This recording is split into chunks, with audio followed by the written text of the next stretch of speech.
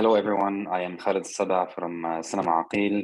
Thank you for joining us in this Q&A session with visual artist Essa Grayeb, director of the film The Return of Osiris, which will be screened as part of Cinema's Akil film program in response to Warehouse 421's exhibition, Language is Migrant. Essa, thank you for joining us. Pleasure to have you with us here from Jerusalem. How are you? You okay?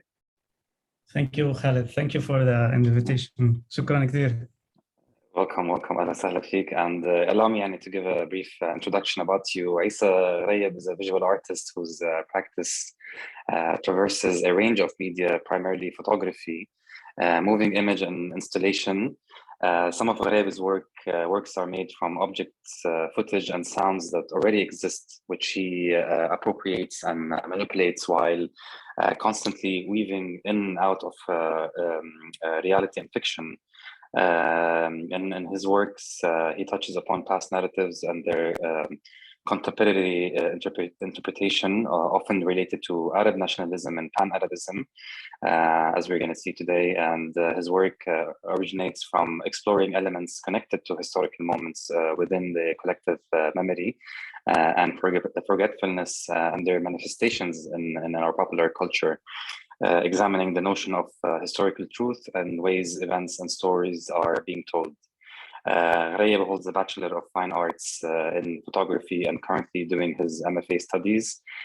His work has been exhibited internationally. His films were screened in numerous film festivals, including the Philadelphia Independent Film Festival, Toronto Arab Film Festival, Indie Memphis Film Festival, and the Arab Film Fest Collab. And as I read كمان, Essa, you live in Jerusalem. I'd like, of course, to let you talk about yourself. أهلا وسهلا فيك, Essa. And thank you for joining us. شكرا عزيزي Khalid. Thank you for the invitation. Yeah, I'm from Nazareth. Basically, I'm a visual artist, born in Nazareth, in the Galilee. And I've been living in Jerusalem now for 12 years now. I'm doing my master, as you mentioned. And I'm very glad that my film will be screened in the program. Yeah, we're excited too. We're excited to watch the film myself, and I have a lot of questions I think lined up for you. And interestingly, I think we jump into the film, The Return of Osiris. When I was putting down the questions, that I didn't know where to start, but I think probably tell us first about the process of making this film, what technique you used. I know that you have a selection of 13 films and 16 or 6 TV series cut and put together, which ended up in making this almost 14 minutes film. Please tell us more about what was the technique and the process, and how did it take you to do this? Yes, The Return of Osiris, actually it's a video montage, short video, art video, 14 minutes, which is actually was part of my bachelor final project, part of a bigger installation body of work that I'm actually still working on. And in that film, I took, as you mentioned, I'm very interested in dealing with identity, Pan-Arabism,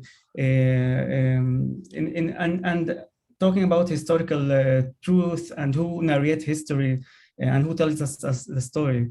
And I stopped in that project in a specific time in history, back to the 67 in Naksa, where the late Egyptian president Jamal Abdel Nasser appeared on TV and radio, and he actually do two things. He announced the defeat, and then he announced his resignation. So I stopped in that particular moment, which is part of our collective memory, even though we didn't witness it live. But I knew in my process of research, I met a lot of people who witnessed that moments, and they shared a very private memory about that. So I stopped there, and I wanted to reflect on that particular time, and I tried actually to use to see how in my artistic practice I can wear a historian or researcher hat, let's say, and deal with found footage material, with second-hand material that is used from that I collect from popular culture, especially Egyptian cinema, and we grew up all on that industry and on seeing the Egyptian films.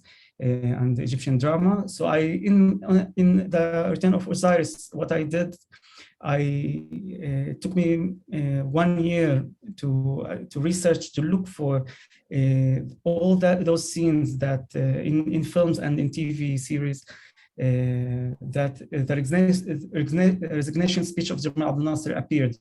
So I started actually with relying on the memory of a lot of people who said to me, look in that film, look in these series, maybe you'll find something. And it took me, as I said, 1 year just to research and look for these material, to try to cut these sequences and then to put them in one sequence and try to reconstruct this historical and iconic and one of the dramatic speeches in the last century, and to rebuild it from second-hand footage from these scenes from cinema. So, and I ended up with these 14 minutes of montage, and I reconstructed the film using the supercut technique, where you take these rushes and you put them in a sequence, and suddenly you end up with something new.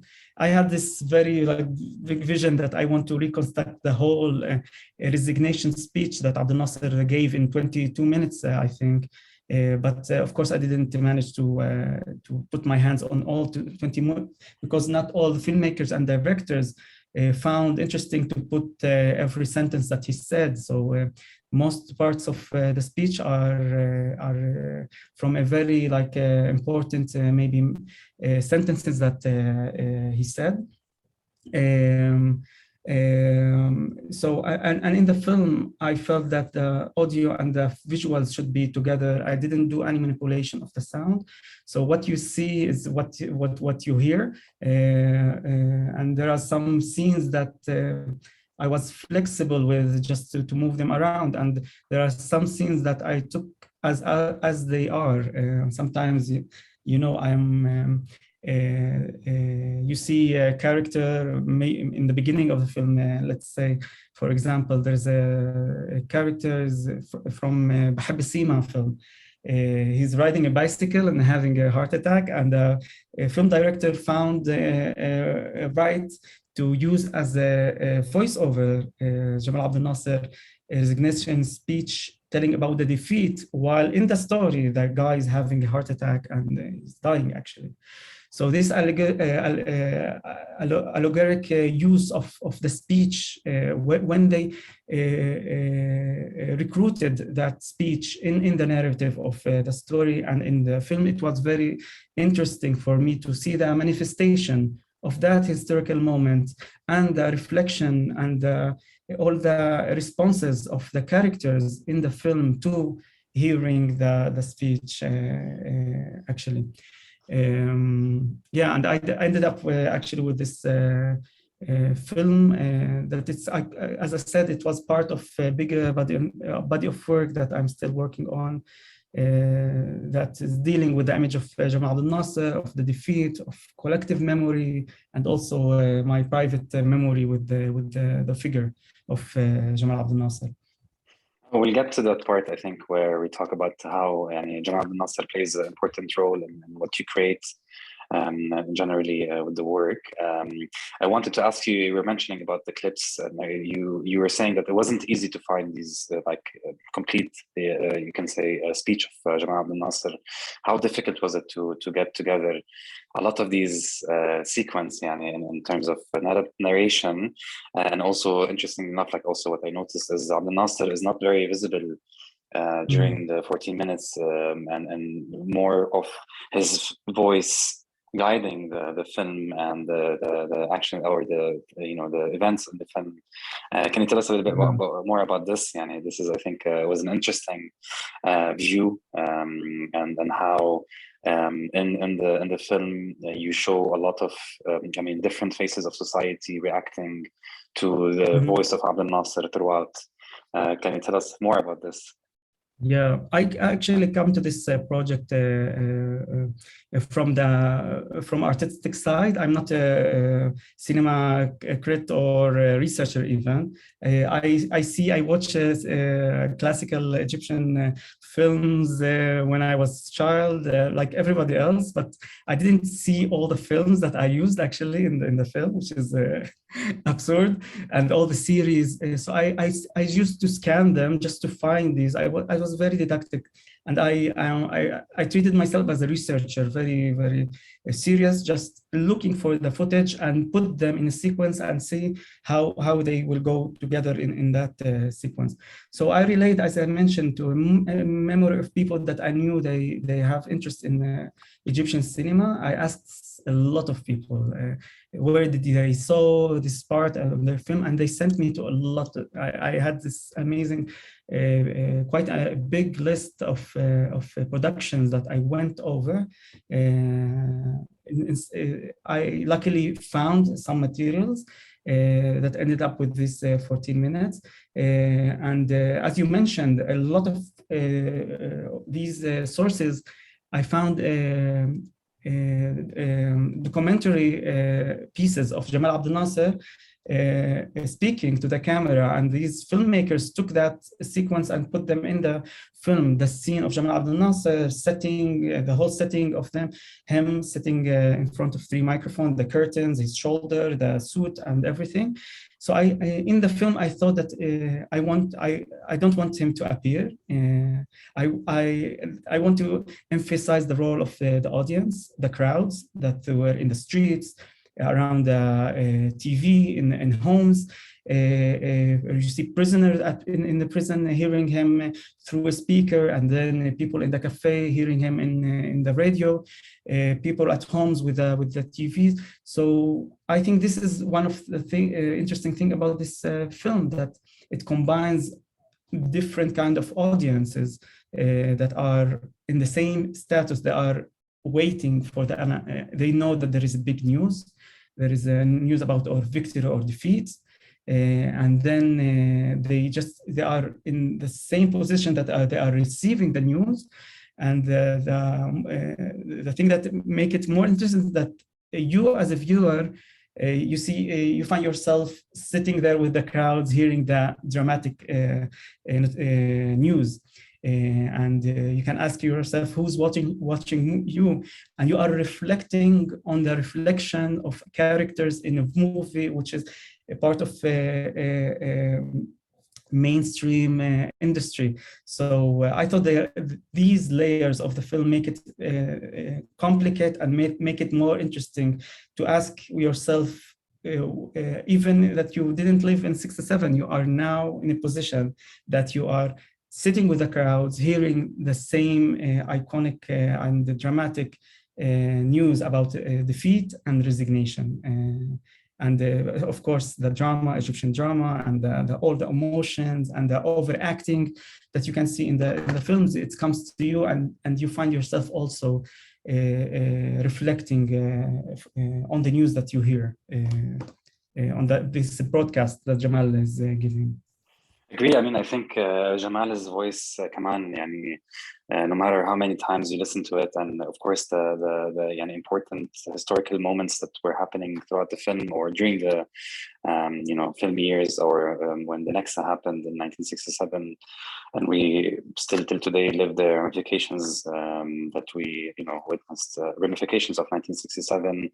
I think his voice, مثل ما انت قلت, like you watch the film and you start imagining yourself as part of the viewership, because we are all part of this as well. And again, like the ramifications of what happened back then, which takes me, Isa, to a question about the title of the film. And you talked about a lot about defeat and you know, الترقب اللي كان عم بيصير من you know بدنا نسمع الأخبار، أو الناس عم بيسمعوا أخبار أو كلمة القائد إذا بدك تقول عن موضوع مهم جدا. بعدين صار في لحظة defeat، وفي لحظات بعد الديفيت كمان بتصير throughout the film. فكنت بدي أسألك على the title of the film. What is the reason of the title of the film? How different stories or events that happen throughout history, from Egyptian methodology towards كمان an event that's in modern history, and how both are connected in story. If you tell us more about the title.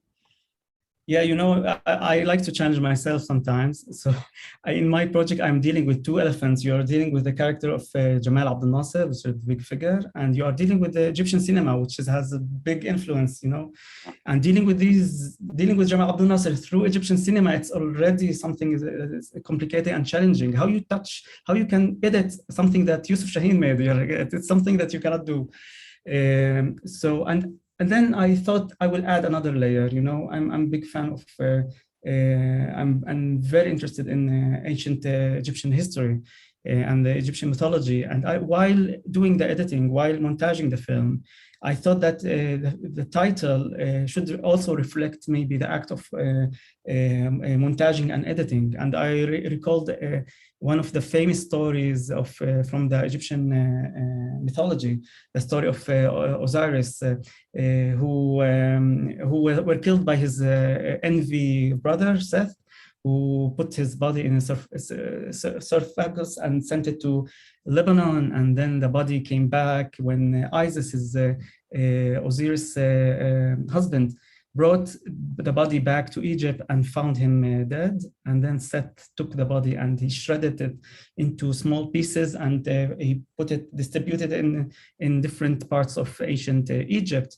And then Isis again found herself taking the god of death, Anubis, and trying to find these parts of her husband and collecting these parts. And then she brought them together, and then she started the act of mummification, the embalming. And Osiris was actually the first mummy in the Egyptian mythology. And I was thinking that with the act of mummification, when the gods saw her devotion, Osiris came to life. He was resurrected and sent as the god of the afterlife. And I was thinking that the act of editing, taking this iconic speech that was shredded and distributed to many films, series, and productions, and small parts filtered in each. The act of having collecting these sources and putting them in one sequence, as if it's an act of mummification, actually. And then you are sending life to this video, and you are reconstructing actually this speech from a second-hand footage. I didn't find the original 22 minutes of speech in a good shape, so I thought maybe I will rebuild it and reconstruct it from these scenes from Egyptian films. And again, actually, if we think about the event, Jamal Abdel Nasser announcing the defeat and announcing that he's resigning. So we are talking about his political death of Jamal Abdel Nasser. A lot of historians relate to 67 as that speech that marks the death of Jamal Abdel Nasser, not in 1970 when he actually passed away. So we are talking about political death of somebody that, even though he announces that defeat and take responsibility and announces the resignation, the most important part is that he came out in that as a hero, as a winner. People went out of the streets, asked him to get back to office, and this is what happened. He returned to office till the last day of his life. So there is this leader that is addressing his nation and his people, and announcing a defeat, announcing that he takes the responsibility, and yet he is perceived as a national hero, and still he still have this حافظ على مكانه كبطل and hero and icon. So I was very amazed by this notion of resurrecting and coming back to life after facing some defeat and death, let's say, symbolically. I mean, I think one of the questions is, يعني, إنه, of course, to you, Isa, إنه, why now? Why this particular historical moment? Why not other historical moments that our region went through? Why Abdel Nasser? I see a portrait in the background as well. Why isn't it important for Isa, يعني, as a person to really put something together like that? And I talk passionately, man, about يعني, Jamal Abdel Nasser and what he resembled. And why is it important, especially that you're a resident of Jerusalem, and we all know the situation there. If you tell us a bit more of why. Yeah, actually, I have a lot of friends, Egyptian friends and Palestinian friends who was like surprised that I'm dealing with Jamal Abdel Nasser. Why Jamal and why now? You know. And a lot of people have very critique way of seeing the figure of Jamal, especially after the so-called Egyptian and Arab Spring. A lot of them perceive Jamal as the direct cause of what's happening in Egypt, that he brought this military rule and regime that is still controlling not only Egypt but our blad now. So I think that the project started from very, very like intimate and personal memory that I had personally with Jamal Abdel Nasser. And you mentioned the portrait behind me. It's actually a screenshot of a portrait of Jamal Abdel Nasser that appeared in a setting of Egyptian film. It's part of the second part of the body of work that I was working on. In that project, I recalled a memory of Jamal Abdel Nasser portrait being hanged on a wall in my grandmother's house in a village near Nazareth. And I remember growing up as a child, looking at this figure and asking, "Who's this guy?" And they were answering, "This is Jamal. This is Abdel Nasser." And I grew up to this reality that this is some kind of uncle that I don't know him. I'm not familiar to him. That maybe he passed away, maybe he lives abroad, but maybe I didn't know that he's an Egyptian leader and he's iconic figure. I was looking at this charismatic, good-looking guy that his portrait is hanging on my grandmother's house. And then when I started to visiting another houses in the Galilee, I'm talking about area in the mid 80s, like beginning of the 90s, I used to face his portrait in every house, actually, in different style, maybe a portrait of photography, or maybe painting, drawings, different pictures, and he was very, very photographic, and there's a lot of portraits of Jamal. So then when I started to study photography, I wanted to do this documentary series of the portraits of Jamal Abdel Nasser still hanging in the houses of Palestinians in the Galilee.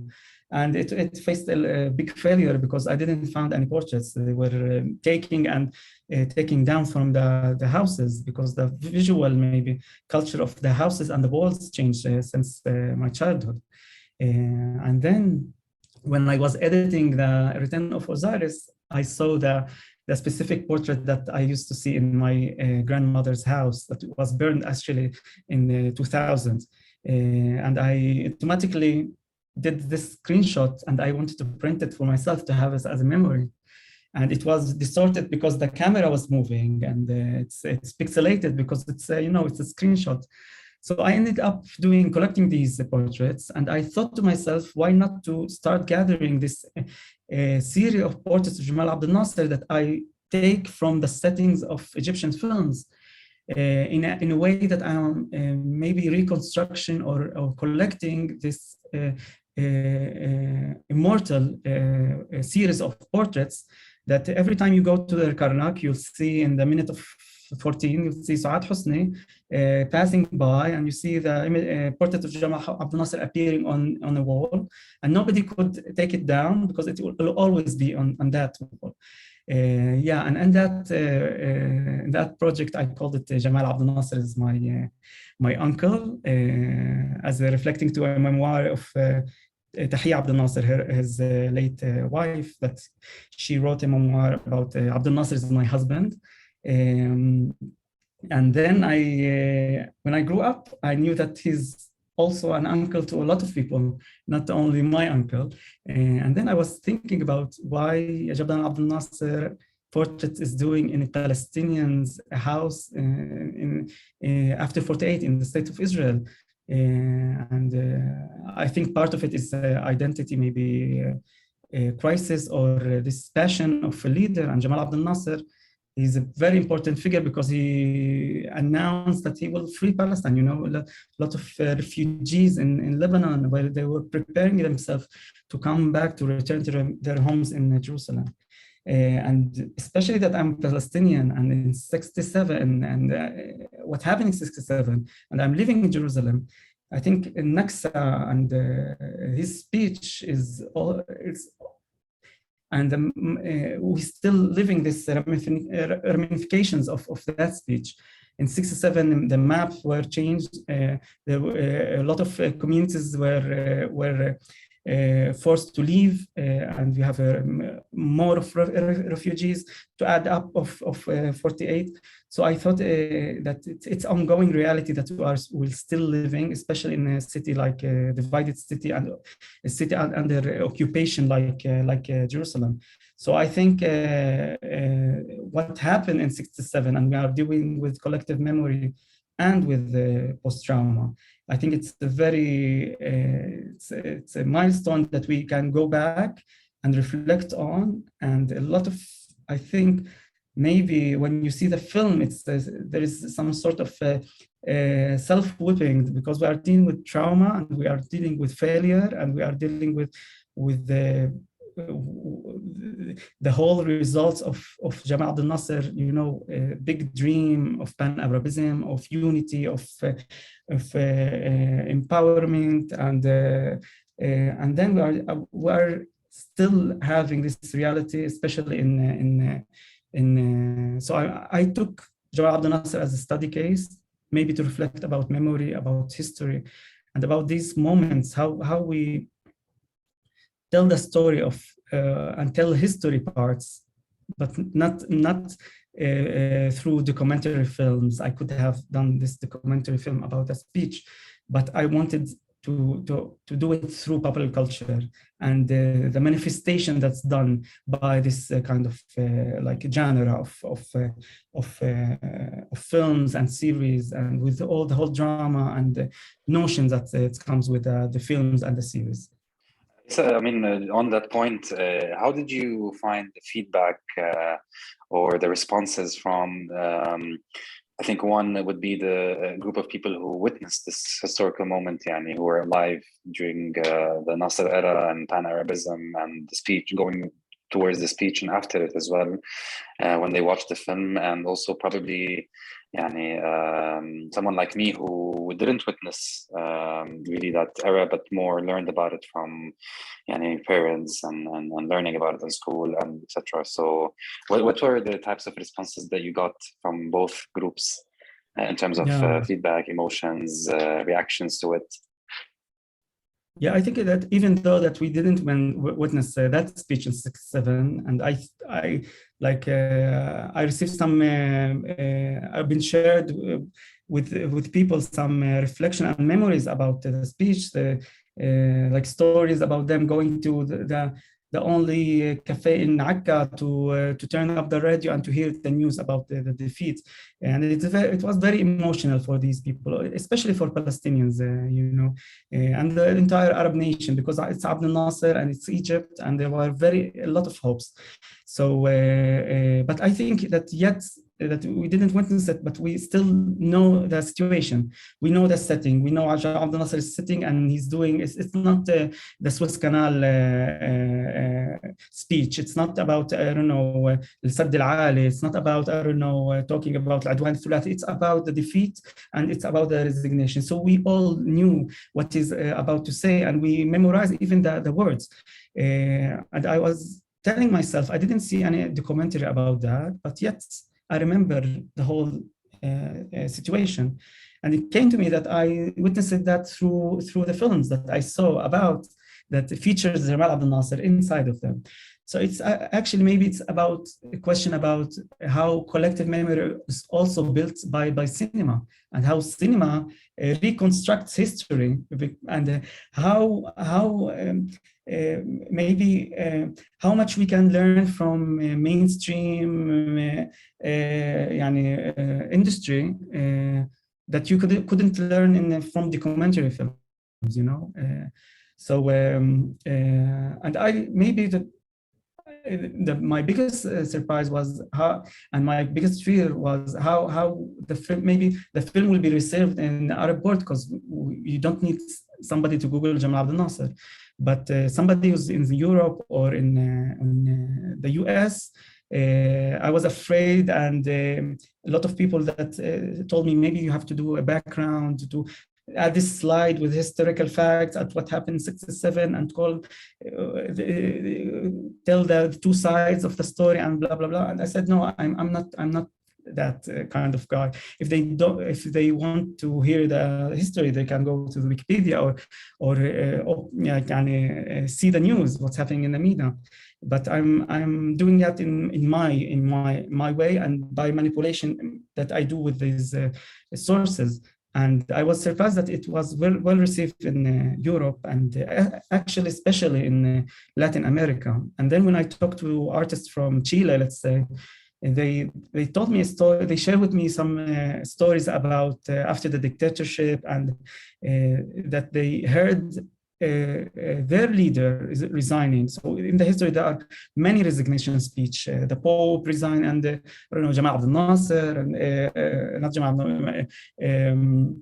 Mubarak resignation. And so we know these kinds of resignation speech, and people reflect to that, and people react to that as if they are hearing their leader. And I think that it's not about Jamal Abdel Nasser only. It's about a leader that is addressing his people and announcing the defeat, taking responsibility, and putting himself back, because he said, "Sa'ud ila sufuf al-sha'b." He's putting himself back to be among the people, among this nation, the defeated nation.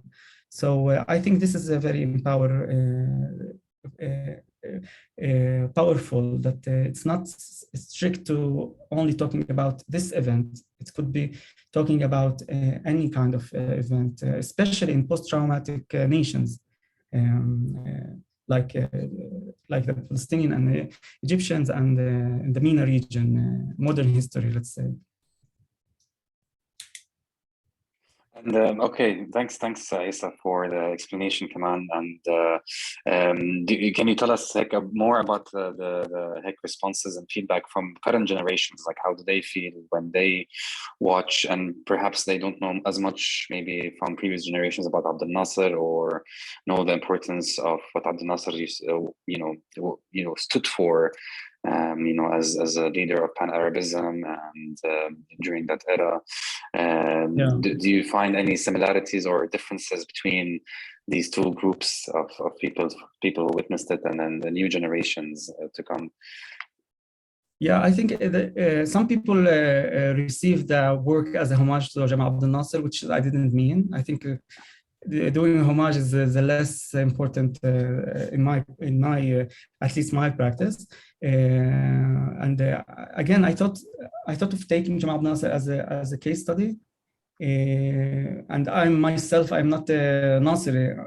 and I have a very critical view of events, and I think many things that we don't know, and that people who writes history, and the act of writing has a lot of actually another dark side of erasing parts. So I think that it was important for me to tell the story through films and what the filmmakers thought, and the over drama, even though that you don't know Jamal Abdel Nasser, and still you hear his voice. He's like a ghost in the film. You don't see his figure, but you see audience gathering together, hearing the news, and you become one of them, hearing that same announcement and defeat. And I think that the Egyptian cinema had this magical touch, and you suddenly the drama and the action and the whole, overacting that you are fine. I don't know. Every time I see these scenes, I'm touched, because we are talking about a defeat of a leader and a nation, actually. So even though that you are still you still find yourself connected to what happened in 67. And as I told you, I think that it's 67 in Naksa, it's actually نقطة محورية, which is that it's يعني فلسطيني دائما we recall 48, and but 67 another catastrophe happened, and we are still actually living the resulting of what's happening in 67. It was only the beginning of what Palestinians are dealing with in everyday life. So it's the film talks about history, but through cinema, which is but it takes this mosaic of events and reactions and feeling, and then put them together in this structure that allows you as an audience, even if you know on Jamal Abdel Nasser, the speech, what happened in 67, the war, everything, even if you are not weren't familiar, you will find yourself reacting to what you see in the film.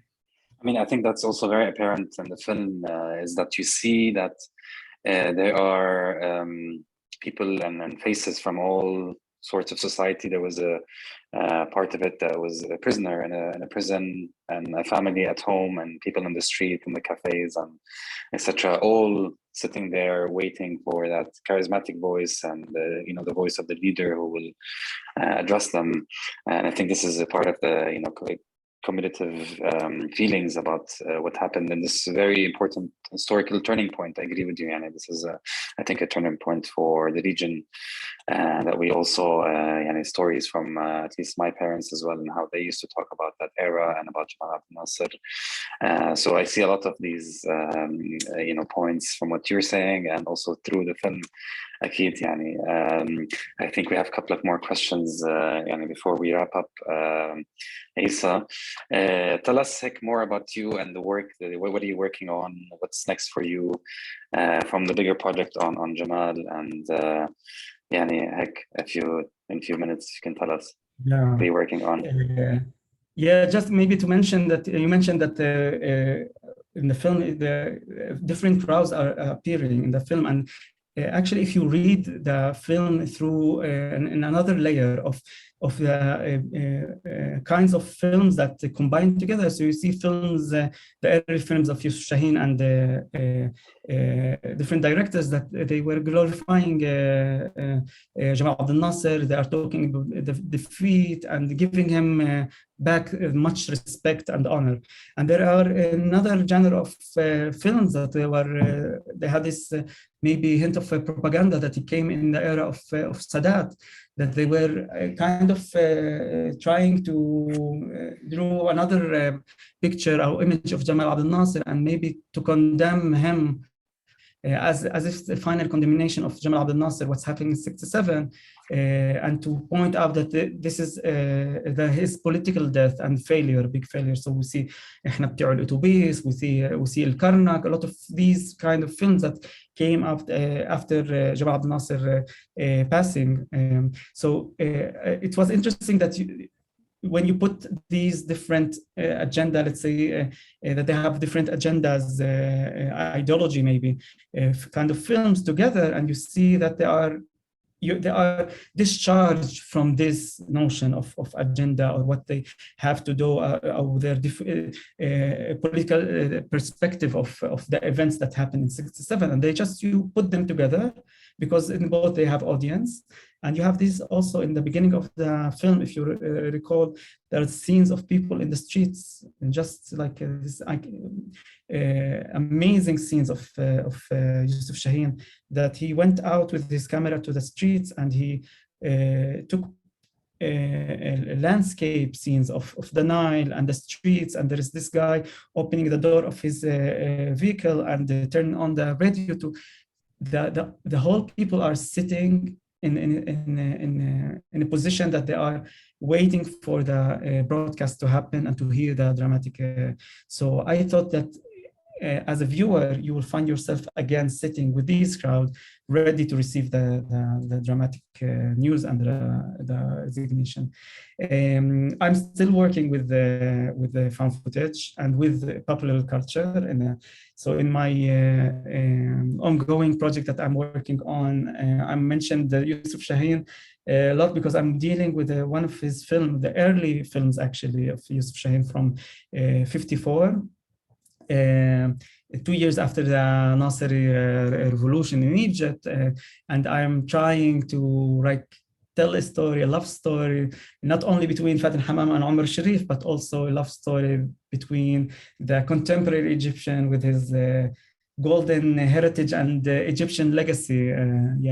And hopefully that it will be ready in May, and then we can share it and discuss it maybe next time. Yeah, well, it'll be exciting to see what you're working on. Are you using also the Supercut format in this new work that you're doing? Yes, I'm still using the same technique, but I think this time I will maybe let myself more free and allow myself to manipulate the materials more, you know, and maybe choosing another format for them.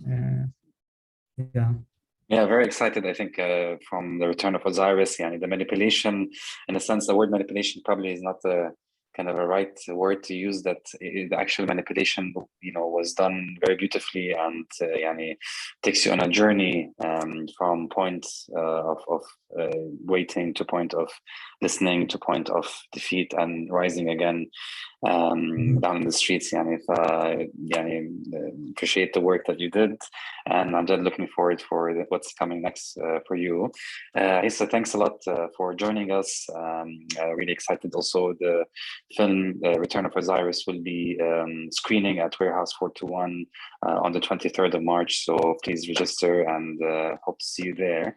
And Issa, again, thanks a lot for joining us, and hope to have you with us again in the future. Thank you, Khalid. Thank you, and thank you for the whole team. Thank you. Yeah. Shukran. Take care. مع السلامة. Bye bye. مع السلامة. Bye bye.